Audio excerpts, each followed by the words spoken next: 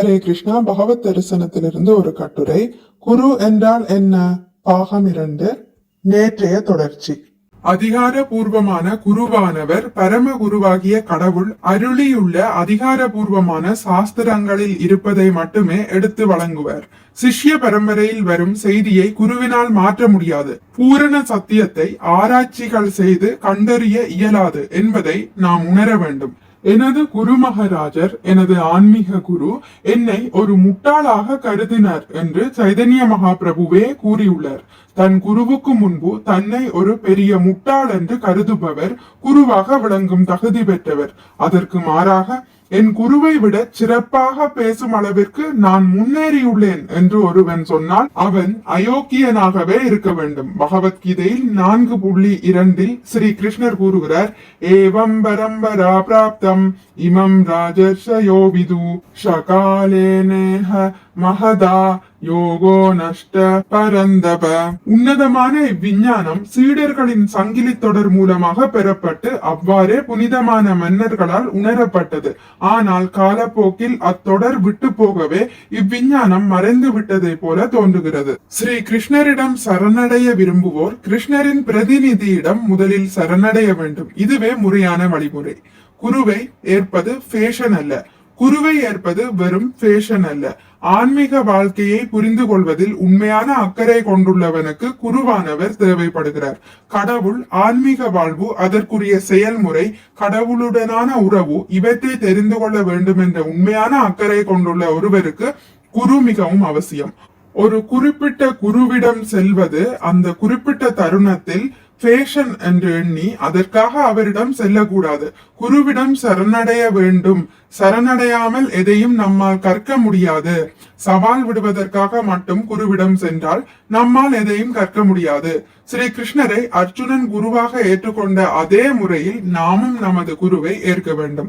கார்பண்ய தோஷோ பகத ஸ்வபாவ ப்ருச்சாமி த்வாம் தர்ம சம்மூட சேதா யத் ஸ்ரேயஸ்யான் நிஸ்சிதம் ப்ரூஹி தன்மே சிஷ்யஸ்தே ஷாதி மாம் த்வாம் பிரபன்னம். இப்போது நான் என் கடமையை பற்றி குழப்பமடைந்து கருமித்தனமான பலவீனத்தால் என் இயல்புகளை எல்லாம் இழந்து விட்டேன். இந்நிலையில் எனக்கு நல்லது எது என்று நிச்சயமாக கூறும்படி உம்மை கேட்டுக்கொள்கிறேன். இப்போது உம்மிடம் சரணடைந்த சீடன் நான். அருள் கூர்ந்து எனக்கு அறிவுரை கூறுவீராக. பகவத்கீதை 2.7. இதுவே குருவை ஏற்பதற்கான வழிமுறை. குருவானவர் கிருஷ்ணரின் பிரதிநிதி, முந்தைய ஆச்சாரியர்களின் பிரதிநிதி. எல்லா ஆச்சாரியர்களும் தனது பிரதிநிதிகள் என்று கிருஷ்ணர் கூறுகிறார்.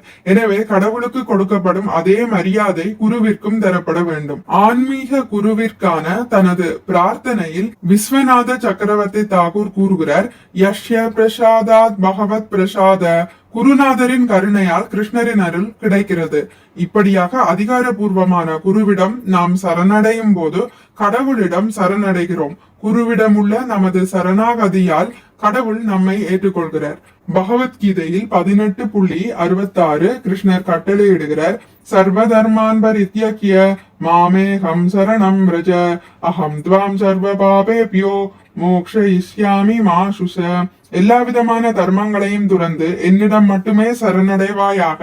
உன்னை எல்லா பாவ விளைவுகளிலிருந்தும் நான் விடுவிக்கின்றேன், பயப்படாதே. குருவின் மூலமாக கிருஷ்ணரின் சரணடைதல். கிருஷ்ணர் எங்கிருக்கிறார்? நான் அவரிடம் சரணடைய விரும்புகிறேன் என்று யாராவது வாதம் செய்யலாம். ஆனால் அது அவ்வாறல்ல. முதலில் நாம் கிருஷ்ணரின் பிரதிநிதியிடம் சரணடைய வேண்டும். பின்பு கிருஷ்ணரிடம் சரணடையலாம். இதுவே முறை. எனவே சாட்சாத்தரித்வேன சமஸ்த சாஸ்திரை. குரு கடவுளுக்கு சமமானவர். குருவுக்கு நாம் மரியாதை செலுத்தும் போது கடவுளுக்கு மரியாதை செலுத்துகிறோம். நாம் கடவுள் உணர்வு பெற முயற்சிப்பவர்களாகையால் கடவுளின் பிரதிநிதியின் மூலமாக அவருக்கு வணக்கம் செலுத்த கற்றுக்கொள்ள வேண்டும். எல்லா சாஸ்திரங்களும் குரு கடவுளுக்கு சமமானவர் என்று வர்ணிக்கின்றன. ஆனால் குருவானவர் தன்னை ஒருபோதும் கடவுள் என்று சொல்வதில்லை. கடவுளுக்கு மரியாதை செலுத்துவது போலவே குருவையும் மதிக்க வேண்டியது சீடனின் கடமை. ஆனால் என் சீடர்கள் கடவுளை போலவே என்னை மதிக்கிறார்கள், எனவே நான் கடவுளாகிவிட்டேன் என்று குரு ஒருபோதும் எண்ணுவதில்லை. அவர் அப்படி நினைத்தால் உடனே நாயாகிறார், கடவுளாக அல்ல. எனவே விஸ்வநாத சக்கரவர்த்தி கூறுகிறார், கிந்து பிரபோரிய பிரிய ஏவதஷ்ய குரு கடவுளின் அந்தரங்க சேவகர் என்பதால் அவருக்கு கடவுளுக்கு சமமான மரியாதை அளிக்கப்படுகிறது. கடவுள் எப்போதும் கடவுளே, குரு எப்போதும் குருவே. கடவுள் வணக்கத்திற்குரிய கடவுள், குரு வணங்கும் கடவுள், சேவக பகவான். எனவே குருவானவர் பிரபுபாதா என்று அழைக்கப்படுகிறார். பிரபு என்பது பகவானை குறிக்கும் சொல். பாத என்றால் நிலை, பிரபுபாதா என்றால் கடவுளின் நிலையை ஏற்றவர் என்று பொருள். இதுவே சாட்சாத்தரித்வேன சமஸ்த சாஸ்திரை, இறை விஞ்ஞானத்தை புரிந்து கொள்ள வேண்டும் என்ற தீவிர அக்கறை இருந்தால் மட்டுமே குரு தேவைப்படுகிறார். நாகரிகத்திற்காக குருவை வைத்துக் கொள்ள நாம் முயலக்கூடாது. ஒரு குருவை ஏற்றுக்கொண்டவரின் பேச்சு அறிவுடையதாயிருக்கும். அப்படிப்பட்டவர் அபத்தமாக பேசுவதில்லை. இதுவே அதிகாரம் பெற்ற குருவை அடைந்துள்ளதற்கான அடையாளம். ஆன்மீக குருவிற்கு எல்லா மரியாதைகளும் வழங்கப்பட வேண்டும். அதே சமயம் அவரது கட்டளைகளை நிறைவேற்ற வேண்டும் என்பதையும் நினைவில் கொள்ள வேண்டும். குருவை தேடி அவரை அணுகுவது எப்படி என்பதை பகவத்கீதையில் 4.34 கிருஷ்ணரே கூறுகிறார். தத்வித்தி பிரணிபாதேன பரிப்ரஷ்னேன சேவையா உபதேக்ஷந்தி தே ஞானம் ஞானினஸ்தத்வதர்ஷினஹ. ஆன்மீக குருவை அணுகி உண்மையை அறிய முயற்சி செய். அடக்கத்துடன் அவரிடம் கேள்விகள் கேட்டு அவருக்கு தொண்டு செய். உண்மையை கண்டவர்களான தன்னுணர்வு பெற்ற ஆத்மாக்கள் உனக்கு ஞானத்தை அளிக்க முடியும். சரணடைவதே முதற்படி. உயர்வான ஒருவரை கண்டறிந்து அவரிடம் மனப்பூர்வமாக சரணடைய வேண்டும். ஒருவரை குருவாக ஏற்பதற்கு முன்பாக அவரிடம் நாம் சரணடையலாமா என்பதை கவனமாக ஆராய வேண்டும் என்று சாஸ்திரங்கள் பணிக்கின்றன. ஏதாவது வெறியின் காரணமாக ஒருவரை திடீரென்று குருவாக ஏற்கக்கூடாது. அது அபாயகரமான செயல். ஒருவன் சிஷ்யனாவதற்கு தகுதியுள்ளவனா என்பதை குருவும் கவனிக்க வேண்டும். குரு சிஷ்ய உறவு இவ்வாறுதான் நிலைநிறுத்தப்பட வேண்டும். எல்லாம் தெளிவாக வழங்கப்பட்டுள்ளது. ஆனால் வழிமுறையை நாம் மனப்பூர்வமான சிரத்தையுடன் மேற்கொள்ள வேண்டும். அப்போது நாம் நேர்மையான சிஷ்யனாக பயிற்சி பெறலாம்.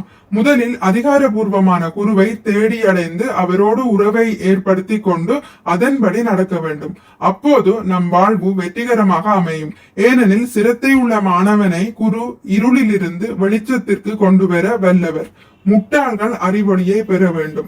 ஒவ்வொருவரும் அயோக்கியர்களாகவும் முட்டாள்களாகவுமே பிறக்கிறார்கள். பிறக்கும் போதே நாம் அறிவாளிகளாக இருந்திருந்தால் நாம் பள்ளிக்கூடத்திற்கு செல்ல வேண்டிய அவசியம் என்ன? நாம் அறிவை வளர்த்து கொள்ளாவிடில் விலங்குகளை விட எவ்வகையிலும் மேம்பட்டவர்கள் அல்ல. புத்தகங்கள் தேவையில்லை. நான் குருவாகிவிட்டேன் என்று ஒரு மிருகம் சொல்லலாம். ஆனால் விஞ்ஞானம் மற்றும் தத்துவத்தை பற்றிய அதிகாரபூர்வமான நூல்களை படிக்காமல் எவ்வாறு ஒருவன் அறிவை பெற முடியும்? அயோக்கிய குருமார்கள் இவற்றை தவிர்க்க பார்க்கிறார்கள். நாம் அனைவரும் அயோக்கியர்களாகவும் முட்டாள்களாகவுமே பிறந்துள்ளோம் என்பதையும் அனைவருமே அறிவொளி பெற வேண்டியவர்கள் என்பதையும் நாம் புரிந்து கொள்ள வேண்டும். நமது வாழ்வை பக்குவமாக்குவதற்கு அறிவை பெற வேண்டியது மிக அவசியம். நமது வாழ்வை நாம் பக்குவப்படுத்தாவிடில் நாம் தோல்வியுற்றவர்கள். இது என்ன தோல்வி? வாழ்க்கை போராட்டம். நாம் ஒரு சிறந்த வாழ்வை அடைய முயற்சிக்கின்றோம். உயர்நிலையை அடைய பார்க்கிறோம். அதற்காக நாம் கடினமாக போராடி வருகிறோம். ஆனால் உண்மையான உயர்ந்த நிலை என்ன என்பதை நாம் அறியாமல் உள்ளோம். ஜட உலகில் நமது நிலை எதுவாக இருந்தாலும் நாம் அதனை கைவிட வேண்டும். நாம் நல்ல நிலையில் இருக்கலாம், கெட்ட நிலையில் இருக்கலாம். எந்த நிலையில் இருந்தாலும் நாம் இங்கேயே தொடர்ந்து இருப்பது இயலாது. லட்சக்கணக்கில் பணம் சம்பாதிப்பதால் நான் நல்ல நிலையில் இருக்கிறேன் என்று நாம் எண்ணலாம். ஆனால் சிறு காலராவோ சீதபேதியோ கொரோனாவோ அந்த நிலையை கவிழ்த்துவிடும். நமது வங்கி முறிந்து விட்டால் நாமும் நஷ்டமடைந்து போவோம். எனவே நல்ல நிலை என்பது இந்த ஜட உலகில் எதுவும் இல்லை. அவை அனைத்தும் ஏமாற்றமே. எனவே ஜட உலகில் தன் நிலையை உயர்த்தி கொள்ள முயற்சிப்பவர்கள் முடிவில் தோல்வி அடைவார்கள். ஏனெனில் இங்கே உயர்ந்த நிலை என்று எதுவும் இல்லை. உயர்ந்த நிலை எதுவென்பதை பகவத்கீதையில் 14.26 கூறுகிறது. மாம்சயோ வியபிசாரேன பக்தி யோகேன சேவதே ஷகுணான் சமதீத்யைதான் பிரம்ம பூயாய கல்பதே. களங்கமற்ற பக்தி தொண்டு என்னும் ஆன்மீக செயல்களில் ஈடுபடுபவன் ஜட இயற்கையின் குணங்களை உடனடியாக கடந்து ஆன்மீக தளத்திற்கு உயர்வு பெறுகிறான். அமரத்துவம் அடைவதற்கான அறிவை தரக்கூடிய விஞ்ஞானம் எங்கு உள்ளது? நம்மால் அமரத்துவத்தை அடைய முடியும். ஆனால் பௌதீக தளத்தில் அல்ல. பல்கலைக்கழகங்கள் என்று சொல்லப்படும் இடங்களில் நம்மால் இந்த அறிவை பெற இயலாது. வேத சாஸ்திரங்களில் புதைந்திருக்கும் அறிவினை கொண்டுதான் நாம் அமரத்துவத்தை அடைய முடியும். அத்தகைய அமரத்துவமே நமது சிறந்த நிலை. பிறப்பு, இறப்பு, முதுமை, நோய் எதுவும் இனி இல்லை. இவ்வாறாக குருவானவர் மிகப்பெரிய பொறுப்பை ஏற்றுக்கொண்டிருக்கிறார். அவர் பக்குவ நிலையான அமரத்துவம் அடைவதற்கு தனது சீடனை தகுதியுடையவனாக ஆக்கும் அளவிற்கு வழிநடத்தி செல்ல வேண்டும். சீடன் மீண்டும் முழுமுதற் கடவுளின் திருநாட்டிற்கு செல்லும் அளவிற்கு அவனை வழிகாட்டுவதற்கான திறனை குரு பெற்றிருக்க வேண்டும். மிக்க நன்றி. ஹரே கிருஷ்ணா. உங்களுக்கு இந்த வீடியோ பிடித்திருந்தால் லைக் பண்ணுங்கள், ஷேர் பண்ணுங்கள், சப்ஸ்கிரைப் பண்ணுங்கள். நோட்டிபிகேஷன் பெல்லை அழுத்துவதன் மூலம் அடுத்த பதிவுகள் உங்களை வந்தடையும். பகவான் ஸ்ரீ கிருஷ்ணரை பற்றி கேட்டு மகிழ்வோம். ஹரே கிருஷ்ணா.